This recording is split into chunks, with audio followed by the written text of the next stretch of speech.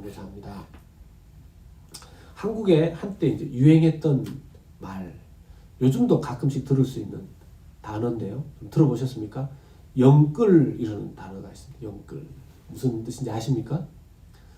저도 처음에 그 단어를 들을 때는 이게 무슨 얘기인가? 영끌. 쉽게 말하면 영혼까지 끌어모은다 이런 뜻입니다. 영혼까지 끌어모아서 뭘 하느냐? 한국에 이제 집값이 자꾸 막 오르고 이랬을 때 시간이 지나가면 이 집값을 감당하지 못하겠다 생각이 드니까 이제 영혼까지 끌어모아서 자기가 끌어모을 수 있는 모든 재정, 자기가 은행에서 받을 수 있는 모든 대출, 자기가 미래에 어느 정도 일하면 어느 정도 벌 수 있겠다 이런 계산까지 다 끌어모아서 이제 집을 사는 거죠. 영끌 모아 집 마련. 그게 이제 그런 뜻이더라고요. 그거는 이제 그래도 조금씩 젊은 사람들은 시도해 볼 수 있는 거고요. 나이가 점점 들어가면 끌어모을 영혼도 별로 없는 거죠. 요즘 한국이 참 힘들다 그래요. 그렇게 영끌해서 집을 샀는데 집값이 막 떨어지니까 그래도 나름대로 미래를 좀 안전하게 지내보고자 했던 사람들의 마음이 지금 참 힘들 거라고 생각됩니다. 그런 분들이 맞이하는 추수감사는, 그런 분들이 가지는 감사의 마음은 힘들지 않을까, 그런 생각들을 해보게 됩니다. 그러면 반대로 뭐 그렇게 영끌할 필요 없는 분들도 계시지 않습니까? 이미 넉넉하고 뭐 가진 게 다 많아서 뭐 여유 있게 지금 사는 분들, 뭐 그런 분들은 그냥 가만히 있어도 감사하고, 감사가 막 절로, 콧노래가 절로 나오고, 예, 그럴 수 있죠. 그런 분들의 그 감사는 오늘 우리가 추수감사 예배로 올려드리는 이 감사와 맞는 감사일까요? 하나님께서 저는 너무 넉넉하고 여유 있어서 참 나는 너무 감사하네, 나는 너무 행복하네, 그 감사를 하나님 받으실까요? 오늘 우리가 살펴보고자 하는 감사는요, 정말 우리가 그걸 좀 오늘 말씀 통해서 살펴보기를 원합니다. 우리 그 유명한 범사에 감사하라, 쉬지 말고 기도하라. 감사해입니까? 아니면 불평이 더 있으십니까?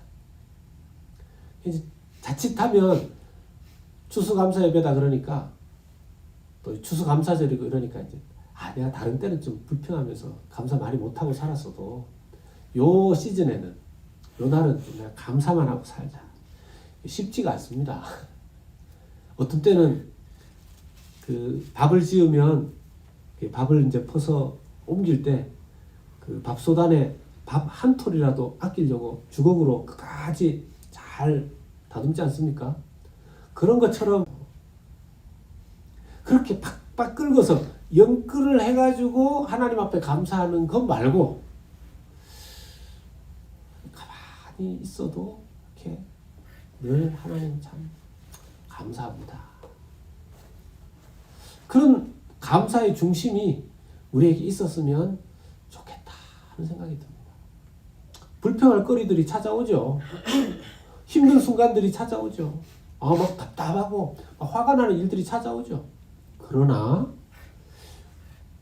우리 속에 하나님께서 주신 감사의 어떤 그 핵심적인 핵발전소 같은, 감사 발전소 같은 것이 우리에게 있어서 지금은 감사하기 어려운 상황인데 이 감사가 터져나오는, 흘러나오는 그런 귀한 우리 모든 성도님들 되시기를 예수 그리스도 이름으로 축복합니다. 그럼 어떻게 하면 그렇게 될 수 있을까요? 저는 이번 한 주간 공교롭게 탕자에 대해서, 탕자의 말씀 묵상하게 됐습니다. 그러면서 탕자의 모습 속에서 저의 모습을 발견하고 감사는 이렇게 해야 되는 거구나 하는 걸 좀 깨닫게 됐는데, 여러분들과 이 말씀을 오늘 나누어 보려고 합니다. 첫 번째 인물이 나오는데요. 이제 이 스토리에는 세 명이 등장하죠. 큰 아들, 작은 아들, 그리고 그 두 아들의 아버지. 첫 번째 살펴보는 아들은 둘째 아들입니다. 막내 아들부터 살펴봅니다. 이 막내 아들은 세상에서 인생을 낭비한 둘째 아들입니다. 그래서 이 아들의 이름을 우리가 어떻게 알고 있죠? 탕자로 알고 있습니다. 근데 이 아들의 본명은 성경에 나오지 않아요. 근데 성경이 이 사람을 탕자라고 불렀을까요? 성경이 이 사람을 탕자로 부르지는 않았어요. 그럼 우리가 왜 이 아들을 탕자라고 부르냐면 오늘 12절과 13절 말씀의 기초에서 특히 이제 13절에 기초에서 그렇게 부르는데 그 둘째가 아버지에게 말하되 아버지여 재산 중에서 내게 돌아올 분깃을 내게 나누어 내게 주소서 하는지라. 아버지가 그 살림을 각각 나눠 주었더니 하여 그 재산을 낭비하더니. 아버지가 원래 죽어야 유산을 받지 않습니까? 근데 아버지가 죽지도 않은데 유산 미리 달라 그래가지고 이런 철없는 자식이 있습니까?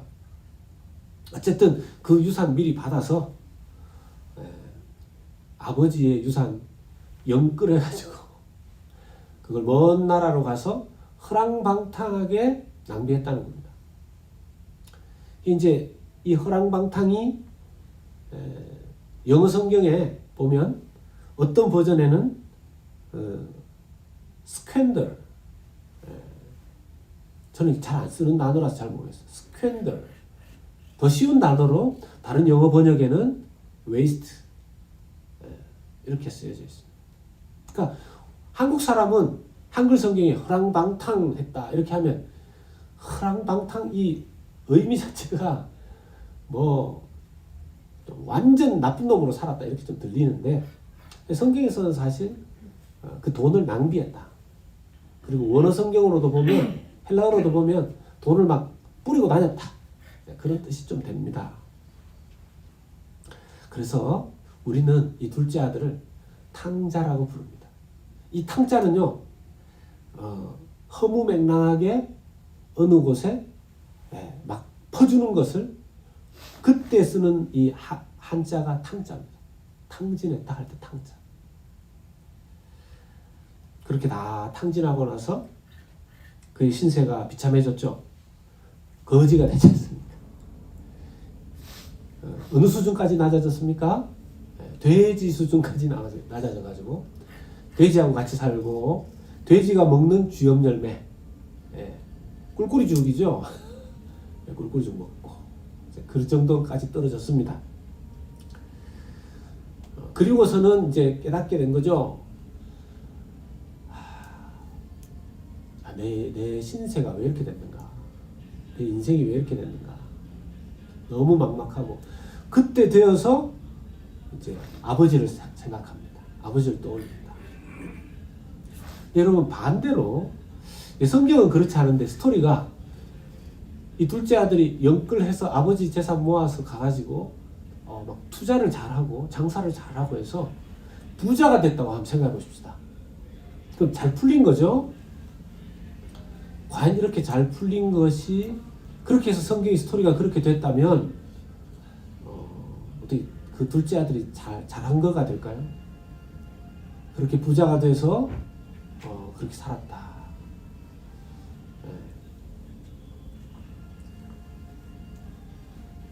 혹시 괜찮으시면 나와서 뭐 이게 무슨 그런지 좀 음악을 틀어놔가지고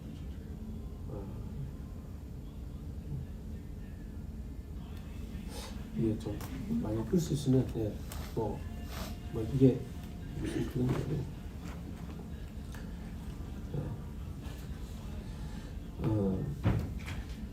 만약에 이 스토리가 이 둘째 아들이 거기서 너무 잘 살고 부자가 되고 이렇게 됐다면 글쎄 저는 스토리가 이상하게 흘러갔을 것 같아요. 여러분 어떻게 생각하십니까? 부자 되고 잘 먹고 잘 살고 그 둘째 아들이 그렇게 성공했다. 그러면 성공한 걸까요? 잘 된 걸까요? 여러분 이 세상에서 돈 많이 벌고 부유하게 되고 그렇게 하고서 만약에 그 둘째 아들이 아버지를 계속 떠나서 살게 됐다면 그 부자가 그 부유하게 되고 성공한 것이 그렇게 해서 그 둘째 아들이 나는 너무 행복하고 감사하다. 정말 감사해도 되는 인생이 된 게 맞을까요?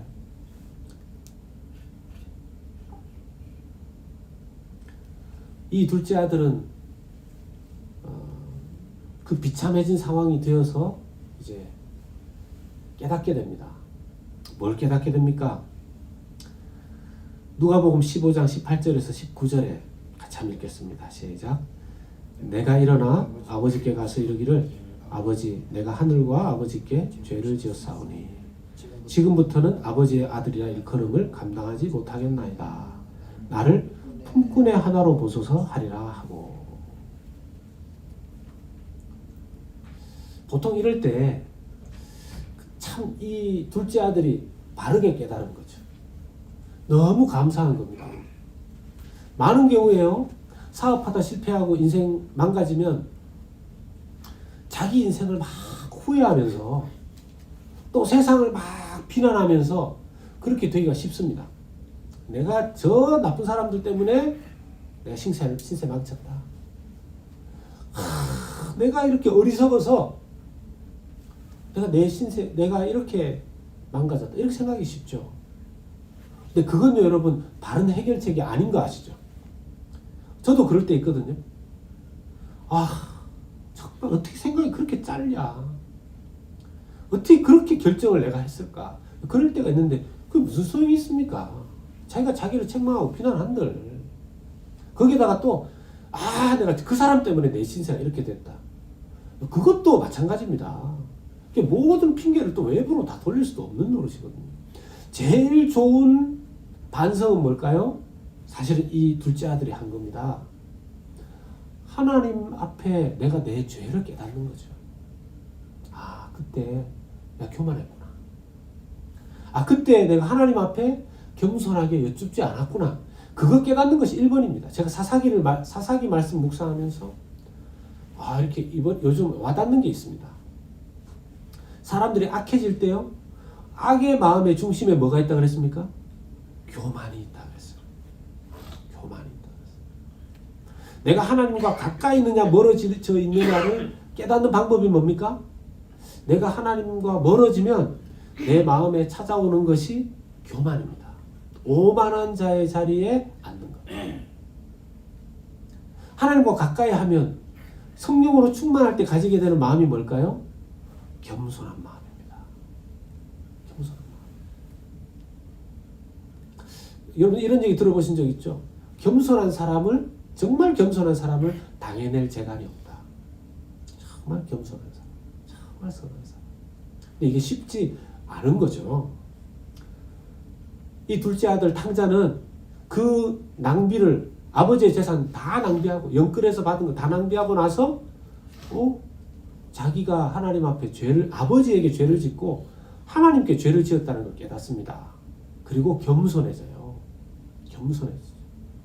그래서 사실 이 둘째 아들의 스토리는 이 사람 별명은 탕자지만 나름 해피엔딩으로 얘기가 가게 됩니다. 자, 그런데 이제 두 번째 살펴보는 낭비하는 사람이 있습니다. 두 번째는 누구냐 하면 둘째 아들. 이 둘째 아들뿐만 아니라 첫째 아들, 둘째 아들에게 사랑을 낭비하는 아버지. 탕부입니다. 탕진할 탕자에 아버지 붙잡니다. 아버지 뭐 잘못한 게 있다고요? 어떻게 보면 여러분 아버지가 지혜롭지 못한 거 아닙니까? 아니 저 철없는 둘째 아들에게 왜 재산 달라고 하는지 뻔히 알면도 불구하고 재산을 죽지도 않았는 상황에서 유산을 떼서 둘째 아들한테 준다라는 거. 아버지 좀 어리석으신 거 아닙니까? 어떻게 아직까지 일할 수 있는 일머리도 없는 자녀한테 그래 놓고 또 가서 언제 돌아올지 모르는 아들 기다리고 그러다가 아들 돌아왔는데 여러분 아들이 돌아온 꼬락서니가 어땠을까요? 그 렘브란트가 그린 탕자의 귀환이라는 그림이 있습니다. 거기 보면 탕자가 아버지에게 돌아왔는데 무릎을 꿇고 아버지에게 이렇게 안겨 있는 모습이에요. 그러니까 렘브란트는 그 그림에서 탕자의 등만 보여줍니다. 뒷모습만, 무릎 꿇고 있는 뒷모습. 근데 한쪽 발은 신발이 없습니다. 신발이 어디 갔는지. 나머지 한쪽 발은 신발이 밑창이 다 뜯어져 나간 신발이에요. 그 꼬락서니로 돌아왔어요. 거짓골을 해가지고. 근데 아버지는 한마디도 안 하죠. 이게 나가가지고 그 재산 다 어디 갔냐? 얼마 남겨왔냐? 묻지 않으세요. 왜 냄새나는 이런 꼬라지로 왔냐? 묻지 않으세요. 그냥 받아주시죠. 그러면서 어떻게 하십니까? 또 재산도 그렇게 막 부어주시더니만 그렇게 돌아온 아들을 누가복음 15장 22절에서 23절 보겠습니다. 같이 한번 읽어볼까요? 시작. 아버지는 종들에게 이르되 제일 좋은 옷을 내어다가 입히고 손에 가락지를 끼우고 발에 신을 신기라. 그리고 살찐 송아지를 끌어다가 잡으라. 우리가 먹고 즐기자. 아버지도 좀 철없는 분이신가요? 이게 왜 이런가? 네? 이게 말 한마디 안 하시고 와서 잔치하자. 옷 싹 벗기고 쫙 좋은 옷 새로 비단 옷 입히고 새 신발 좋은 거 신기고 손에 가락지 쫙 끼우고 동네 사람들 불러서 잔치하자는 겁니다. 살찐 송아지 잡았어. 동네 이웃 사람들이 보면 아버지 좀 자식 교육을 어떻게 시켜가지고 다 털어먹고 온 사람을 또 저렇게 근신기간이라는 걸 주든지 그것도 없이 저렇게 또 퍼부어서 또 아들을 저렇게 합니까? 너무 지나친 거 아닌가 생각할 수 있습니다. 그런데 그 아버지가 이렇게 한 이유가 있죠. 뭡니까? 누가복음 15장 24절에 같이 읽어보겠습니다. 시작. 이 내 아들은 죽었다가 다시 살아났으며 내가 잃었다가 다시 얻었노라 하니 그들이 즐거워하더라.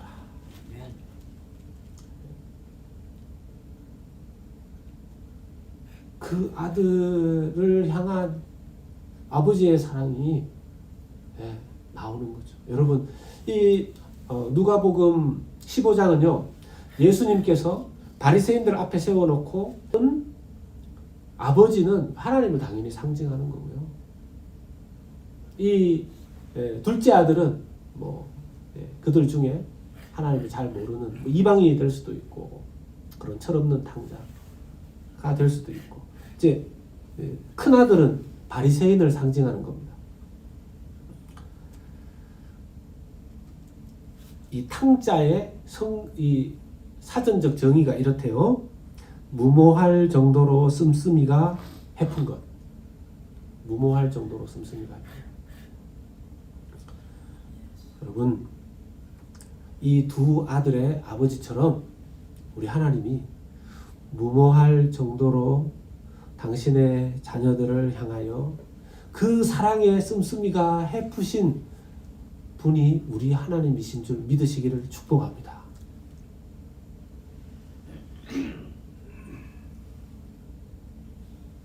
오늘날 교회 안에도 이런 사람이 있을까요?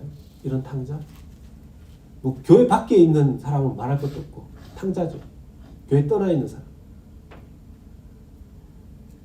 교회 안에도 있어요. 어떻게 해서든지 하나님께 뭘 받아가지고 좀 세상에 나가서 써먹어 보려고 하는 그런 탕자 있을 수 있죠.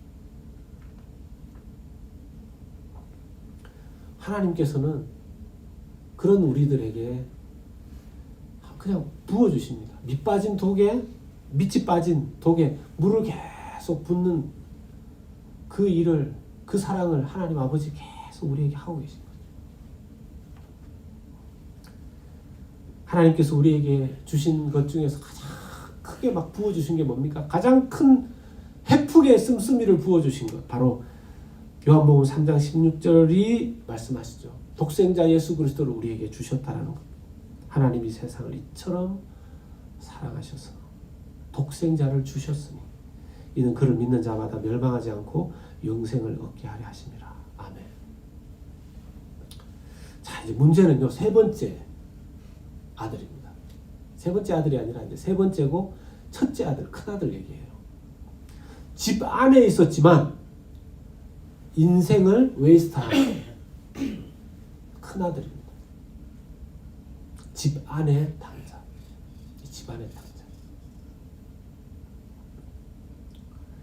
아까도 말씀드렸지만 많은 학자들이 이 큰 아들을 예수님께서 바리새인으로 보고 이제 비유로 말씀하셨다 이렇게 얘기합니다. 근데 이걸 그냥 그때 당시에 바리새인뿐만 아니라 오늘날 분명히 이 성경에 기록하셔서 우리에게 경고하시고 깨닫게 하시기를 원하시는 하나님 뜻이 있다는 거죠. 이 큰 아들이 우리 안에서 발견될 수 있다는 것입니다. 동생이 돌아왔는데 이 큰 아들은요 기뻐하지 않습니다. 오히려 막 화를 내고 지금 화가 나 있어요. 분노하고 있습니다. 누가복음 15장 28절 보겠습니다. 같이 읽겠습니다. 그가 노하여 들어가고자 하지 아니하거늘 아버지가 나와서 권한대. 지금 이 큰아들이요 화가 나 있어요. But he was angry. He was angry. 화가 나 있어요. 왜 화가 나 있습니까? 화가 난 이유를 이렇게 말합니다. 누가복음 15장 30절에 큰아들이 화가 난 이유예요. 같이 읽겠습니다. 시작. 아버지의 살림을 상녀들과 함께 삼켜버린 이 아들이 돌아오매 이를 위하여 살찐 송아지를 잡으셨나이다. 이게 큰아들의 화난 이유예요. 이게 큰아들의 화난 이유예요. 자, 그런데 여러분 이 큰아들의 화난 이유를 한번 우리가 봅시다. 큰아들이 화난 이유가 뭐라고요? 아버지의 살림을 유산을 둘째 아들이 어떻게 했다고요? 예? 날려버렸는데 어떻게 날려버렸다고 그랬습니까? 창녀들과 함께 삼켜버렸다 그러죠. 창녀들과 함께 삼켰다. 근데 이 큰아들의 말이 맞습니까?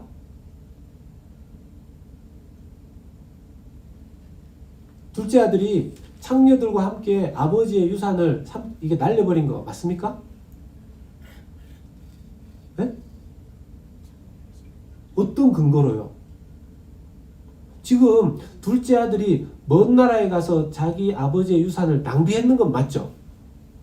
근데 그 부분에 먼 나라에 가서 뭐 다른 막 자동차 샀을 수도 있고 다른 뭐 도박을 했을 수도 있고 그건 모르는 건데 성경이 기록하고 있지 않아요. 먼 나라에 가서 자기 동생이 창녀들과 함께 소위 말해서 주색 잡기로 돈을 다 낭비했을 것이다 라고 추측한 거죠. 짐작한 겁니다. 판단한 겁니다. 확신하고 있어요. 이렇게 짐작할 수 있긴 하죠. 추측할 수 있긴 합니다. 그런데 이렇게 확신하면 안 되는 겁니다. 근거가 불명확한데 근거가 부족한 확신을 하고 있는 겁니다. 자, 여러분, 우리가 다른 사람들에 대해서 근거가 부족한 확신을 가질 때가 있습니까? 없습니까? 있습니다. 있습니다. 그래서 그 사람에 대해서 분노해요.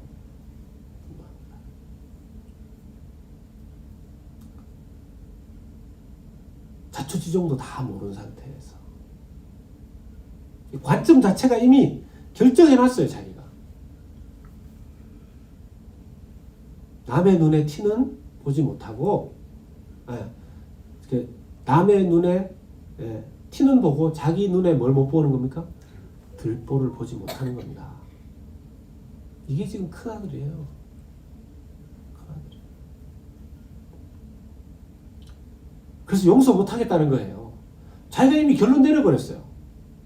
또 하나 큰아들의 마음이 이렇게 분노한 또 하나 이유는요. 아까 읽었던 누가복음 15장 30절에 나오죠. 그런 아들인데 아버지가 어떻게 했다는 겁니까? 그런 아들을 위해서 아버지가 살찐 송아지를 잡으셨다는 거예요. 아버지 왜 낭비하십니까? 지금 누구한테 불만하고 분노가 나 있는 거죠? 아버지에게도 불만하고 분노가 나 있습니다. 지금 이 큰아들은요 화가 나 있어요. 둘째 동생에게도 화가 나 있고 아버지에게도 화가 나 있어요. 아, 불만이에요. 다 불평이에요. 아버지 왜 그렇게 하시냐? 자기 용서 못 하겠다는 거죠. 근데 왜 그가 이렇게 아버지에게까지 잘못된 마음을 가지고 있을까요? 누가복음 15장 29절 말씀을 봅시다. 이 아버지와 아들과의 관계가 잘못되어 있어요. 같이 읽겠습니다. 시작. 아버지께 대답하여 이르되 내가 여러 해 아버지를 섬겨 명을 어김이 없거늘 내게는 염소 새끼라도 주어 나와 내 벗으로 즐기게 하신 일이 없더니 합니다. 여러분 이 한글 성경에는 나타나 있지 않는데요. 내가 여러 해 동안 아버지를 섬겼다. 이렇게 한글 성경에 이렇게 나와 있는데 지금 이제 이게 ESV거든요. ESV 버전에는 I have served you로 되어 있습니다. 근데 NET 같은 버전에는 뭐로 나와 있냐면 I slave라고 되어 있습니다. 내가 아버지의 종으로 노예로 그렇게 생각하고 나를 일했는데 그래서 제가 헬라어 원어를 찾아봤어요. 이 큰아들이 사용하는 헬라어 원어가 뭐였냐면 둘로스라는 단어였어요. 아십니까? 둘로스는요 옛날에 노예에게 쓰던 단어였어요. 지금 큰아들은 아버지와의 관계가 아버지의 집안에 있지만 아버지와 아들의 관계는 진짜 아버지와 아들의 관계가 아니고 종의 마음을 가지고 아버지와 함께 살고 있었던 것이죠. 아버지에 대해서 많이 오해하고 있습니다. 자기가 종처럼 슬레이브 노예처럼 그렇게 아버지를 위해서 일하면 된다고 생각했어요. 아버지가 원하는 마음은 그게 아니었어요. 아버지는 둘째 아들이든 첫째 아들이든 그 사랑을 거기에 막 부어주시는 것이 아버지의 마음이고 그걸 헤아리는 것이 아들이 그걸 헤아려 주기를 바라는 것이 아버지의 마음이었을 뿐입니다. 오늘날 이 현대에도 이런 큰아들 같은 모습을 발견할 수 있을까요? 예, 발견할 수 있습니다. 하나님의 명령에 순종하는 것 같지만 그 가운데서도 얼마나 언제든지 길을 잃어버릴 수 있다는 걸 보여주는 거죠. 교회를 무난히 섬기고 이끌어가고 기도하고 성경 읽고 봉사하고 복음을 전하면서도 바른 길에서 벗어날 수 있다는 겁니다. 아버지와 인격적인 관계가 없는 거죠. 혹시 나 자신은 이 맏아들 같은 사람이 아닐까 우리가 질문을 던져봅니다. 이 분노, 화가 나 있고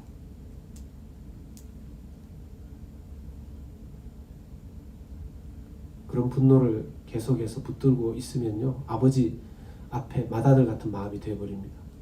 이 형은 그 분노를 인정하지도 못하고 씨름하지도 않고 겸손하게 아버지 앞에 내놓지도 못했습니다.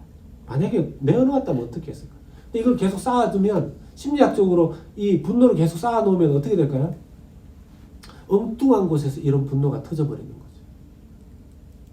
약속 시간에 늦는다거나 뭐 생일을 잊어버린다거나 사랑과 존경을 보여주지 않는다거나 하는 그런 이유로 누군가에게 화가 나서 무의식적으로 막 공격해버릴 수도 있는 거예요. 또 큰아들처럼 투덜거리고 불평하고 그런 증세가 심해질 수도 있습니다. 이런 사람은 잔치를 기뻐하지도 않습니다. 제가 이 말씀 묵상하면서 알게 됐어요. 어떤 경우에는요 교회에서 이런 걸로 뭐 이렇게 돈을 써야 되느냐 뭐 이런 걸로 이렇게 이렇게까지 잘할 필요가 있느냐? 그렇게 말하시는 분들이 있어요. 검소하게 할 수 있다는 부분에서 인정합니다. 그런데 하나님께서 때로는요, 정말 자기 자녀들에게 그걸 누리는 거 원하실 때도 있어요. 원하실 때도 있어요. 안타깝게도 동생은 겸손해져서 돌아왔는데 큰형은 오만한 자의 자리에 앉아 있는 것을 보게 됩니다. 그래서 공격적인 마음이 없어지지 않는 거죠. 오늘날에 이 시대의 교회 안에는 아버지 하나님께로부터 자꾸만 도망가려는 둘째 아들 탕자도 있고, 또 그런 탕자들을 보면서 그런 성도들, 교인이라는 사람들이 저렇게 하나님 마음도 모르고 저렇게 함부로 살고 인생을 낭비하고 하면서 분노하고 화가 나 있는 큰아들, 집안의 탕자도 교회 안에 함께 있다는 겁니다. 우리는 오늘 추수감사주일 예배로 하나님 예배하는데요, 저는 이 말씀을 놓고 제게 둘째 아들 탕자의 모습도 있고 큰아들 탕자의 모습도 있다는 걸 발견합니다. 이 교회 안에 우리가 때로는 큰아들 같은 사람의 마음도 됐다가 둘째 아들 같은 사람의 마음도 됐다가, 그게 우리 모습이라는 거죠. 여러분, 얼마나 좋습니까? 사람들 주님께 돌아오고 했을 때 같이 막 기뻐하면서 잘해줘라. 교회가 좀 더 그런 마음이면 좋겠는데 저 사람 내 마음에 들지 않으니까 저 사람한테는 뭐 그렇게 잘해주고 돈 많이 쓰고 뭐 그런, 교회 검소해야지. 한 푼이라도 아껴가지고 더 진짜 자기 아들이라면 있는 거 다 끌어모아서 다 부어주는 게 진짜 아버지 마음 아닙니까?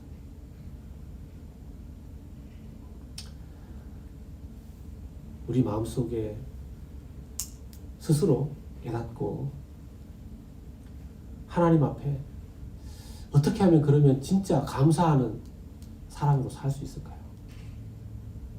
원리는 이거죠. 둘째 아들처럼 우리가 진작에 하나님 앞에 우리의 마음과 삶이 깨어지고, 큰아들처럼 솔직하게 오히려 아버지 제가 이런 것 때문에 너무 화가 나요. 저는 아버지 앞에 제가 열심히 일만 하면 되는 존재라고 생각했어요. 그런 얘기를 하는 게 너무 자존심 상했겠죠. 자기 확신이 있었으니까. 우리 다 연약한 사람들입니다. 너무 강해질 필요가 없어요. 우리가 왜 하나님 앞에 진정한 감사의 마음으로 겸손하게 되지 못합니까? 자꾸 너무 강해지려고 하니까. 우린 세상에서 그렇게 배웠거든요. 강해야 된다고, 약하면 안 된다. 근데 우리는 하나님 앞에 연약해지고 깨어짐을 그대로 나타낼 때 우리에게 쏟아 부어주시는, 우리를 위해서 사랑을 계속해서 낭비하시고 우리를 위해서 사랑을 계속 우리 같은 허무맹랑한 사람들을 위해서 계속해서 부어주시는, 사랑을 탕진하시는 하나님의 사랑 속에 거할 수 있게 되는 줄로 믿으시기를 축복합니다. 마지막으로요, 오늘 더욱 아버지의 하나님의 마음 안에서 감사하는 삶을 살기를 원하는 그런 삶을 소망하면서 제가 책에서 읽은 기도 한 편을 소개하면서 말씀을 마무리하겠습니다. 무명의 남군 병사가 남긴 거라고 해요. 무명의 기도자라고 해서 이렇게 여러분 한번 들어보신 분들도 있을 거예요. 같이 한번 우리도 읽어보며 기도하는 마음으로 읽어보겠습니다. 시작. 무슨 일이든 이룰 힘을 구했지만 겸손히 순종하는 법을 배우도록 약함을 주셨습니다. 큰 일을 도모할 건강을 구했지만 더 나은 일을 하도록 허약함을 주셨습니다. 행복을 가져다 줄 재물을 구했지만 더 나은 일을 하도록 허약함을 주셨습니다. 행복을 가져다 줄 재물을 구했지만 지혜로워지도록 가난을 주셨습니다. 젊은 시절 만인의 칭송을 받을 권세를 구했지만 하나님이 필요함을 절감할 수 있도록 연약함을 주셨습니다. 삶을 즐길 수 있는 온갖 것들을 구했지만 범사에 기뻐할 수 있는 생명을 주셨습니다. 구한 바 가운데 얻은 것 없지만 소망하던 모든 것을 받았습니다. 입술로 드린 기도는 응답받지 못했지만 입 밖에 내지 않았던 기도까지 들어주셨습니다. 그러므로 나는 누구보다도 큰 복을 누린 사람입니다. 사랑하는 성도 여러분, 하나님 아버지의 정말 쏟아 부어주시는, 때로 우리의 인생이 철없는 둘째 아들 같고 철 있다고 생각하지만 하나님 아버지의 관계 안에서 그렇지 못한 둘째 아들 같은 우리의 인생에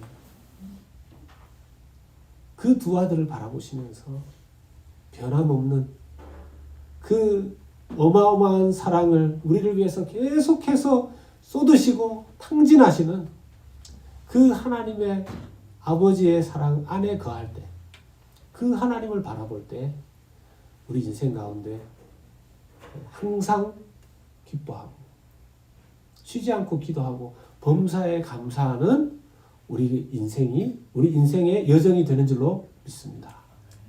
그런 삶 살아가시는 저와 여러분들 되시길